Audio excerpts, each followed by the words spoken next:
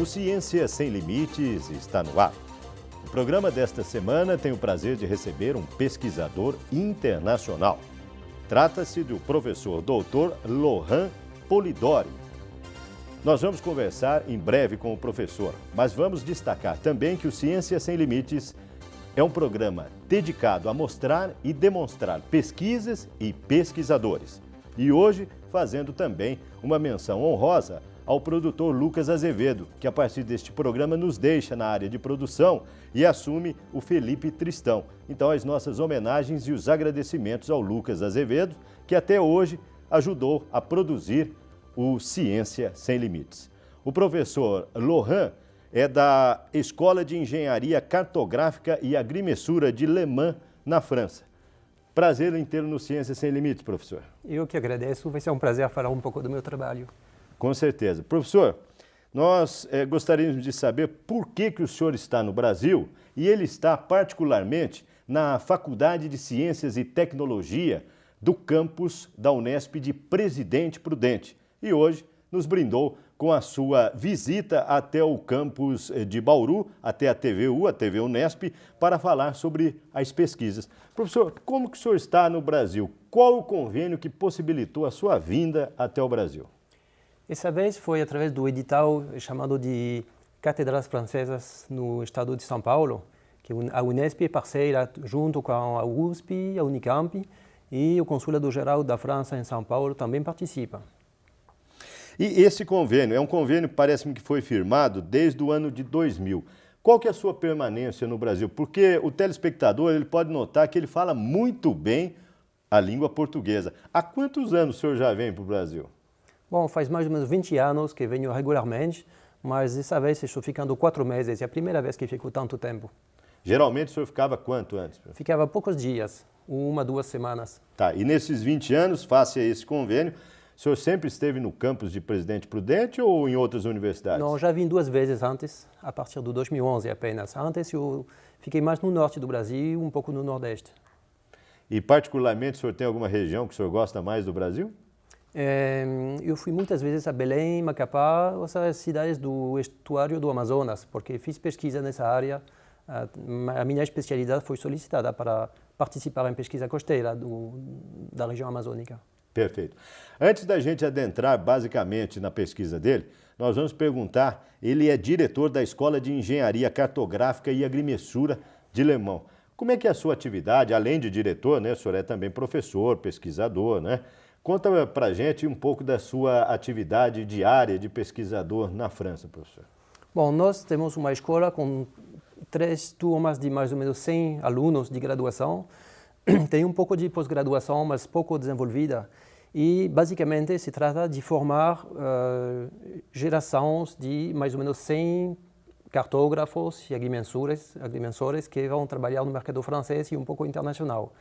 Então, tem uma atividade de ensino, uma pequena atividade de pesquisa e uma conexão muito forte com o mundo profissional, para saber exatamente o que a profissão de agrimensor espera, o que ela exige em termos de formação dos engenheiros. Tá. Como é que é feita essa conexão com o mercado de trabalho europeu? Porque a necessidade da Europa deve ser completamente diferente daqui de um país do terceiro mundo, ou não? Na parte técnica não é muito diferente, porque o fato de medir um ponto, de fotografar ou mapear uma área, é mais ou menos a mesma técnica que se implementa. O que é diferente é mais a parte fundiária, ou seja, o trabalho do agrimensor não é apenas técnico, é também jurídico, porque tem conflitos, tem problemas jurídicos, problemas de lei. Então, isso muda entre diferentes países, não vai ser a mesma forma de resolver os problemas por causa do problema jurídico. Perfeito. Agora, nós estamos sabendo, na Europa, sobram-se vagas e faltam alunos. Aqui sobra aluno e falta vagas. É verdade essa informação, professor? Acho que depende das áreas. Na nossa área, é verdade que a área de cartografia é pouco visível dos alunos do ensino médio. Eles não conhecem, não sabem que pode ser uma paixão, uma coisa muito interessante.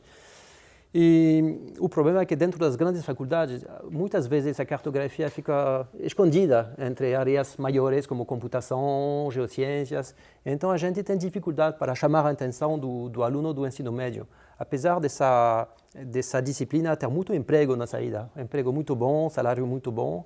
Então é uma dificuldade que a gente tem e que a gente tenta resolver com o apoio da profissão, que também precisa de pessoal formado.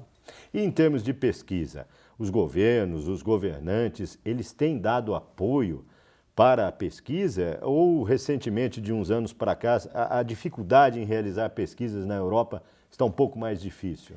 É verdade que nos últimos 3, 4 anos tem começado a ser um pouco mais difícil, pelo menos os recursos na universidade pública. Agora a verba é um pouco mais, Restrita, difícil. Né? Então a gente tenta desenvolver parceria com empresas que precisam dos resultados da pesquisa e está um pouco mais difícil para ter os recursos para fazer uma boa pesquisa. Perfeito. Professor Laurent Polidori, ele é da Escola de Engenharia Cartográfica e Agrimensura de Le Mans, na França. Está no campus de Presidente Prudente, na Faculdade de Ciências e Tecnologias do campus de Presidente Prudente da Unesp, e hoje nos brinda com a sua visita. Esse bloco está chegando ao final. No próximo bloco vocês já puderam ver que o assunto é cartografia e agrimensura. Profissões que não são tão vinculadas ou tão ventiladas ou tão em destaque no mercado de trabalho. Mas nós vamos conhecer um pouco mais sobre essa profissão e sobre o trabalho de pesquisa do professor Laurent aqui no Brasil. Ciência Sem Limites vai para um breve intervalo e retorna já já. Aguarde.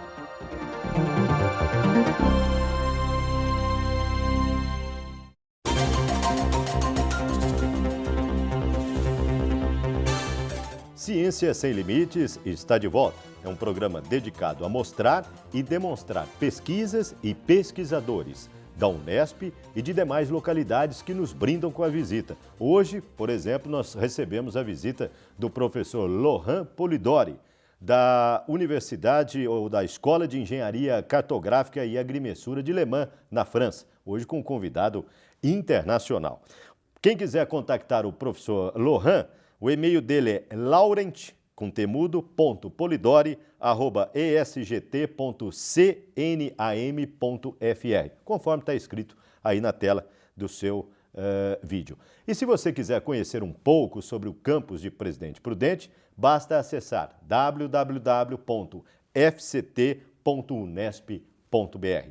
Professor, nós falamos no bloco anterior sobre a profissão do engenheiro cartógrafo e engenheiro agrimensor. É lógico que a profissão é idêntica tanto na França quanto no Brasil. Mais ou menos. Mais ou menos, né? E, segundo estudos, é uma das profissões mais antigas, professor. Fala um pouco para a gente sobre a profissão, essas duas profissões, né? E a história dela em si. Bom, não é a mais antiga, porque ouvi falar que o primeiro lugar já está ocupado, mas é uma profissão muito antiga. Que seja a segunda ou a terceira, né, professor? É uma profissão muito antiga, porque é uma profissão necessária toda vez que veio com a civilização sedentária. Civilização sedentária significa que os homens se agrupam, formam cidades, então tem que escrever leis, contratos. Tudo isso veio com o início da escritura e da construção das primeiras cidades, mais ou menos 5.000 anos atrás. E os primeiros agrimensores profissionais foram os agrimensores imperiais do Egito faraônico. Porque todo ano o rio Nilo subia, né? Elevava. A água subia, então cobria uma água lamosa, cobria toda a planície. E quando o nível da água descia de novo, então essa lama, ela escondia as demarcações da paisagem agrícola. Então os agrimensores tinham que delimitar de novo para dividir a terra entre os camponeses. Perfeito. Então todo ano tinham que voltar a elaborar um cadastro. Então eles tinham a ciência e técnicas de topografia para atualizar esse cadastro todo ano, por causa da variação de nível do rio Nilo. Isso 4.000 anos atrás. E de lá para cá, ela veio se aperfeiçoando, evidentemente. Com novas técnicas. Então, a cartografia sempre pode beneficiar de novas técnicas, como agora o satélite, o computador, anteriormente a fotografia, muito usada. O senhor pode dar um exemplo para quem está em casa? Por exemplo, no passado, né? Ou vamos dizer há há 200 anos atrás, como é que era feita essas cartas cartográficas, como é que era feita essa marcação? Naquele tempo que não tinha tecnologia de hoje, né? Como é que eles liam essas cartas, esses mapas? Bom, para fazer as cartas tem duas entradas, a entrada local e a entrada global. Ou seja, que localmente é mais o trabalho do agrimensor delimitar uma parcela.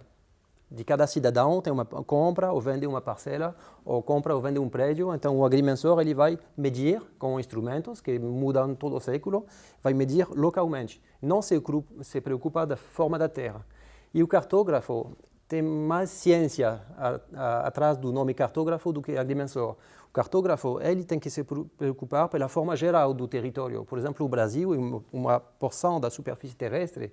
Então, o cartógrafo, inicialmente, ele estudava astronomia para poder se localizar e para poder determinar a geometria global do país. A diferença do agrimensor que ele se preocupa só por parcelas pequenas. Perfeito. Professor, então para quem está em casa já tem uma noção muito grande do que é essas duas profissões, né? Tanto engenheiro cartógrafo quanto engenheiro agrimensor. A sua vinda aqui, já explicou para quem está em casa as profissões, a sua vinda, o senhor está dando um curso na pós-graduação em ciências cartográficas, lá em Presidente Prudente. O que consiste esse curso nesses 4 meses que o senhor está ministrando na pós-graduação? Então, isso faz parte de uma disciplina que se chama fotogrametria ou sensoriamento remoto, ou seja, um conjunto de técnicas que são utilizadas para medir e descrever a superfície terrestre a partir de fotos tomadas por avião ou satélite. E dentro dos instrumentos fotográficos, tem alguns tipos de instrumentos um pouco particulares, e os instrumentos que eu falo nessa aula são o radar e o laser, que também participam desse trabalho de monitoramento da superfície terrestre. Então, basicamente, o senhor trabalha com monitoramento nesse curso, monitoramento da superfície terrestre, é isso? Principalmente da superfície terrestre. Perfeito. A gente pode dar mais detalhes sobre esse monitoramento, podemos ver algumas imagens, enfim, esclarecer um pouco mais. Hoje, o Ciências Sem Limites recebe o professor Laurent Polidori. Ele é da Escola de Engenharia Cartográfica e Agrimensura de Le Mans, na França. Ciências Sem Limites vai para um breve intervalo. No próximo bloco, você vai ver imagens captadas por satélites e onde o professor realiza explicações sobre esse trabalho e sobre o curso que ele ministra na Faculdade de Ciências e Tecnologia da Unesp de Presidente Prudente. Voltamos já.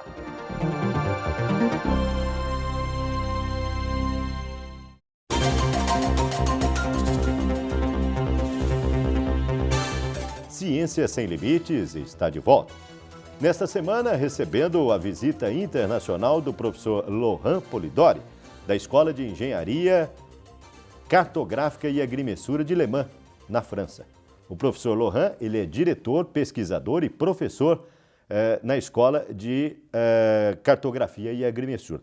E ele está no Brasil dando um curso de 4 meses na faculdade, na FCT da Unesp de Presidente Prudente, falando sobre laser e radar, né, professor? O que o senhor passa de conhecimento para esses pesquisadores ou esses alunos do curso de pós-graduação aqui do Brasil? Bom, para os alunos eu explico um pouco os princípios geométricos e físicos desse tipo de imagem e como é que se faz o processamento para gerar um mapa ou monitorar a deformação da superfície terrestre, como se aplica essas ferramentas e quais são as limitações também, porque não tem nenhum instrumento que seja perfeito. Todo instrumento, toda técnica tem limitações e riscos de erro que é bom Por conhecer. exemplo, essa imagem que nós estamos vendo é da Terra? Essa imagem é da Terra, né? Essa imagem é uma cartografia em 3D, uma cartografia do relevo terrestre na região amazônica. Na região amazônica. E que distância, mais ou menos, é o satélite que fotografou? Nesse caso, é o Shuttle da NASA, que está levando um sensor que é um radar. Esse radar ele tem 2 antenas e estas 2 antenas atuam mais ou menos como 2 olhos, que isso que permite perceber o relevo. Então temos uma cartografia em 3D da superfície da Terra. E qual o objetivo dessa foto, por exemplo, ou dessa imagem? Bom, tem áreas do mundo que tem uma cartografia já precisa, de boa qualidade, faz tempo, então não trouxe muita informação, mas algumas áreas do mundo, e particularmente o caso da Amazônia, são áreas que é muito difícil monitorar, é muito difícil fazer mapas por causa principalmente das dificuldades de acesso, da cobertura de nuvens. Então, esse mapa foi o primeiro que cobriu quase o mundo inteiro na mesma escala, com a mesma qualidade. Então, um mapa homogêneo mundial, pela primeira vez. Nessa segunda imagem, nós já vemos uma região um pouco verde ali. Qual é a localização, professor? Essa imagem também é a Amazônia, mas na costa das Guianas e do estuário do Amazonas. Isso é uma imagem interessante porque dá para ver um furacão que passa... Essa parte branca ali. No Atlântico, perto da costa das Guianas. Agora, o senhor falou de Amazônia. O senhor estava falando da Amazônia. Nessa imagem, essa imagem número 3 que nós estamos vendo agora, nós vemos uma imagem, me parece que o senhor comentou comigo, de 1972 e a outra de 1984. O que ocorreu nisso? Bom, durante os 12 anos, entre as duas imagens, ocorreu desmatamento. E o interessante é que o satélite ele toma a imagem e na mesma geometria podemos comparar as duas imagens e observar a impressionante progressão desse fenômeno de desmatamento. Quer dizer, essa parte mais clara e mais azul... É abertura de parcelas agrícolas dentro da floresta. E é na região norte ou central da Amazônia? Central. Na região central da Amazônia. Esse é o satélite, essa imagem número 4 aqui, é o satélite que capta essas imagens? Não é esse satélite, mas mais ou menos a mesma tecnologia. E a distância que ele fica da Terra, o senhor tem noção? Esse está mais ou menos a 800 quilômetros. E então o detalhe que ele vê, o detalhe de poucos metros desde essa altura, é mais ou menos a mesma capacidade do sensor visual, mesma capacidade que ver uma bactéria no meu sapato. Então seria a precisão da localização dos sistemas atuais que você queira conhecer aqui da Terra? Você pode localizar tudo? Você pode localizar com mais ou menos precisão, dependendo dos sistemas. Só para quem está em casa, a gente pode ter uma noção, seria mais ou menos igual o Google Earth? É a mesma tecnologia, só que nós usamos imagens nas quais queremos fazer medições. O Google Earth não necessariamente permite fazer medições, mas dá uma localização. Dá também uma localização e, sobretudo, dá em muitas áreas uma boa resolução, ou seja, a possibilidade de perceber detalhes, que não necessariamente dá uma boa localização. E a outra vantagem do Google Earth é que geralmente tem imagens em cores naturais. Enquanto as imagens que a gente viu sobre o desmatamento da Amazônia, você percebeu que a floresta está nessa cor vermelha. Sim. Porque o sensor funciona com infravermelho, que não é exatamente, não dá a mesma cor do que o olho humano. E o senhor falou que o senhor estava falando sobre laser e radar. Qual é a aplicação do laser e radar nesse tipo de imagem que o senhor pesquisa? Radar é interessante, sobretudo, porque consegue ver através das nuvens. Então, na região amazônica, por exemplo, é muito interessante, porque tem muita nuvem. Então, o radar é a única opção para ter uma visão do terreno, da superfície terrestre, através da nuvem e até através da chuva. O laser é mais para aplicação local, para prédios ou para levantamento. É muito mais preciso, a exatidão é muito melhor, mas é mais adequado para levantamento muito local. Perfeito. Ele é mais pontual, né? Ou seja, ele tem um foco mais objetivo. Né? Por exemplo, para cobrir a Amazônia inteira, tem projetos a partir de dados de satélite radar para cobrir a Amazônia inteira. Com laser, a tecnologia de hoje não funciona. O Ciência Sem Limites, no dia de hoje, ou neste programa, tem o objetivo de mostrar e demonstrar pesquisas e pesquisadores. E neste programa recebemos a visita internacional do professor Laurent Polidori, de Le Mans, na França, que está no Brasil durante 4 meses realizando um trabalho de pesquisa e também de aulas na pós-graduação na Faculdade de Ciências e Tecnologia do campus de Presidente Prudente.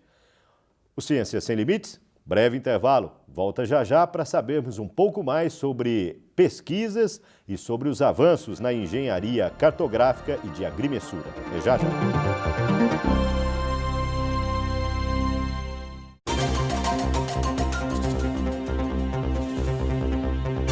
Ciência Sem Limites está de volta.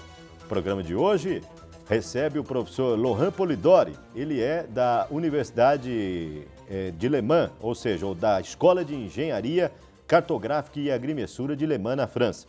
Para você contactar o professor, basta enviar um e-mail, laurent.polidori@esgt.cam.fr. E para conhecer o campus de Presidente Prudente, o qual está ministrando um curso na pós-graduação, acesse www.fct.unesp.br. O professor já vem ao Brasil durante 20 anos, por isso que ele fala muito bem o português, não temos problema nenhum em entender as suas colocações e as suas explicações. Professor, o senhor trabalha com tecnologia, trabalha com engenharia cartográfica e agrimensura. Para quem está em casa, para ter uma noção, essas tecnologias evoluíram muito. E quem está em casa, muitos têm em seus carros, que são o GPS, acessam o computador, o Google Earth e entre outros. Conte para a gente essas tecnologias, como beneficiaram o ser humano de um modo geral. Bom, esses exemplos de tecnologias recentes fazem tipicamente parte da engenharia cartográfica. São ferramentas muito fáceis de usar, só que atrás disso tem ciência, tem muita ciência e também tem história, ou seja que é uma situação nova para o público ter acesso a estas técnicas e até gera a ilusão que é fácil. Só que antes não era tão fácil de uso, tão amigável. Isso vem de uma história muito antiga. Por exemplo, a fotografia aérea, fotografia usada do mundo inteiro para fazer um mapa. E isso começou mais de um século atrás. A geodésia, a capacidade de se localizar na superfície terrestre. Hoje se usa o GPS, o satélite. Anteriormente era através da astronomia, e uma ciência que tem 2000 anos. Então tem uma história que é importante conhecer para não ter que reinventar coisas que a gente já sabe. Então o senhor acha que do passado para cá houve um aprimoramento dessas técnicas, né, com a tecnologia inserida? Permanente. Ou seja que a cartografia ela beneficiou de outras áreas. Por exemplo, a computação. Os computadores, nós usamos computadores para a cartografia, mas não foram inventados para a cartografia. Então a cartografia ela pega recursos de outras áreas para o seu próprio aprimoramento. Agora, só esclarece, a gente não pode ser um entendido de tudo, né? Dá para fazer tudo isso remotamente? Uma parte só. Uma parte só. Por exemplo,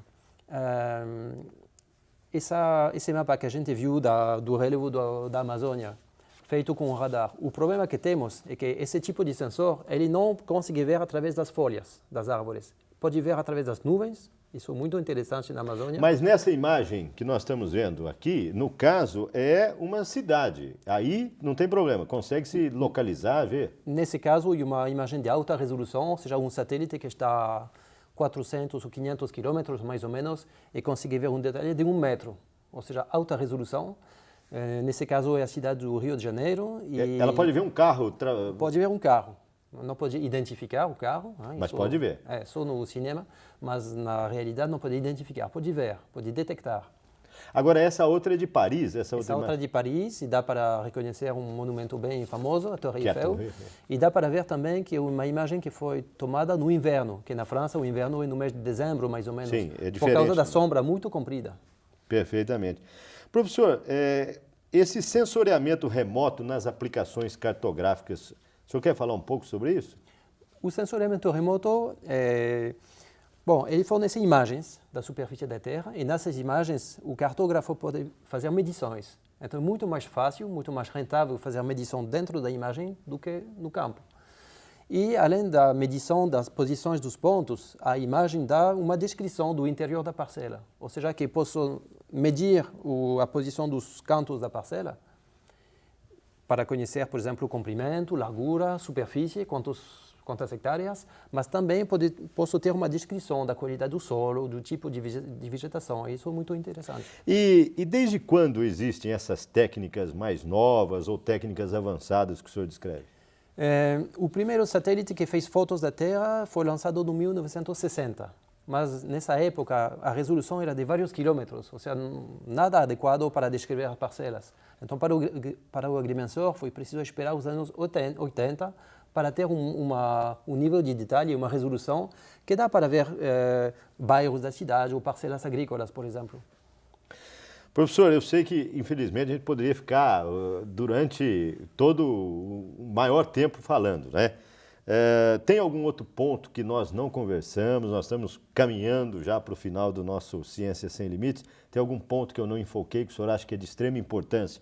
As pessoas que estão em casa e merecem saber em relação à sua pesquisa, em relação à engenharia cartográfica ou agrimensura?